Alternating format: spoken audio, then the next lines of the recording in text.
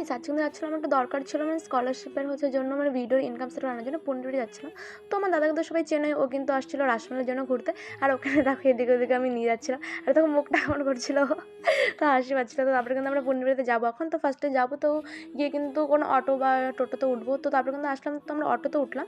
তো এটা কিন্তু দেখো বাস স্ট্যান্ড, এটা কিন্তু গভর্নমেন্ট বাস স্ট্যান্ড, আর ওদিকে কিন্তু পাবলিকটা আছে। তো পাবলিকটা একটু বড় আর গভর্নমেন্ট একটু ছোটো।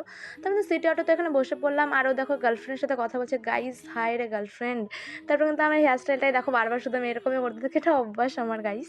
তারপরে এটা বলো, এটা কী কমেন্টটা বলো সবাই। তারপরে কিন্তু রাস্তায় যাচ্ছিলাম, তো দেখো রোডটা কি সুন্দর লাগছে, গ্রামের মতো, তো মানে অনেক সুন্দর লাগছিলো।